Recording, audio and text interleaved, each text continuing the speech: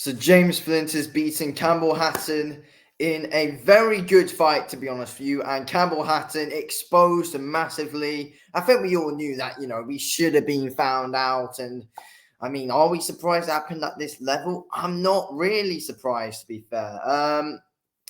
Very well deserved win from James Flint here, to be fair. Boxed really well. I mean, to be fair, they were in a good scrap, to be honest with you. Good scrap. And there's massive issues in Campbell's game. Let's be real, like there's massive issues in his game. I'm trying to find my scorecard. Should have already had it set up before I came on, but yeah, there's massive. But yeah, I think we all knew anyway coming into this fight, and we have knew for a long time.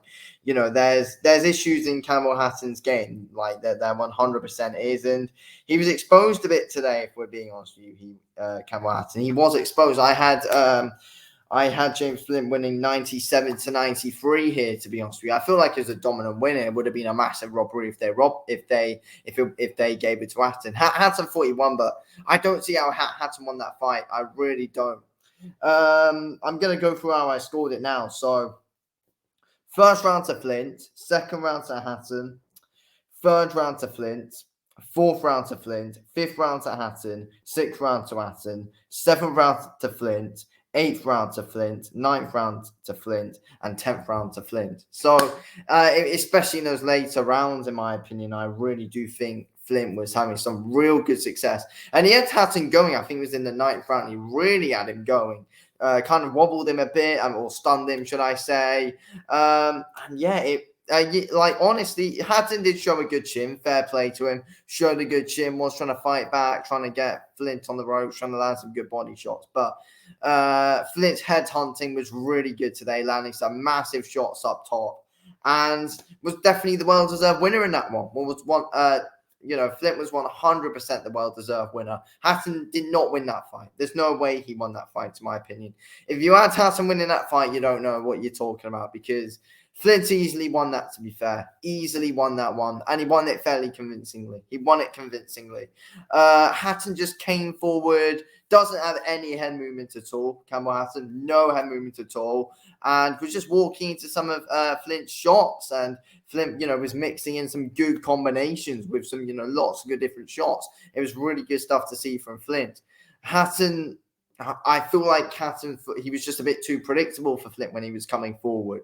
And just didn't move his head enough, didn't show any. Hatton's got zero defense. He was having some success with his offense, so Hatton, but a lot of the time I feel like, in those exchanges, Flint was putting in the cleaner work in them, and was definitely picking up the rounds there as he was putting in the cleaner work, landing more punches. He was the more active guy. I was just able to outland Hatton and made Hatton look quite wild.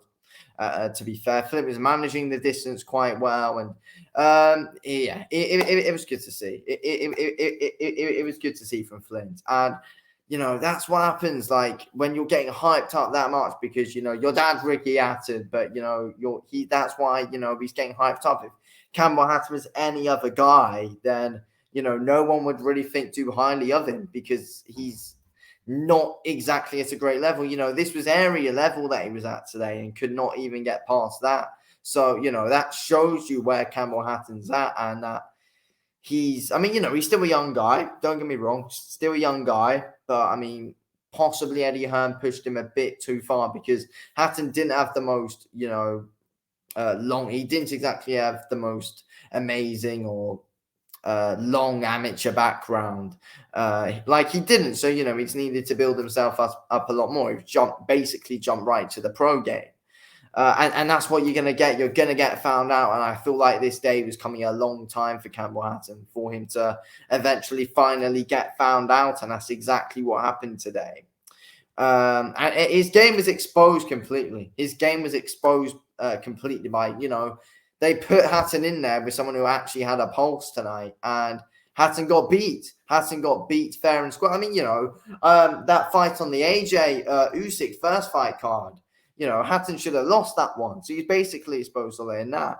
But it just overall in Hatton's game, he's not making much improvements. He's not making much improvements at all. Like, could this be he might need to leave his uncle and go off and train elsewhere, because I don't think it's working for Campbell Hatton under his uncle right now. And it might be better now he's taken a loss, go and get a new start. This is the perfect excuse to get away from him. Just say, oh, yeah, I want a new start now. Let's go and get some, better guys. Because, Hatton's still got big name value because of who his dad is. So, I'm sure not many people will say no to turning down a opportunity to be training Campbell Hatton. But I do think it is time that he possibly does move on because he doesn't seem to be learning anything or doesn't really seem to be developing. He's doing all the exact same things as he previously was, but, he's just up the levels now, and now he's got found out.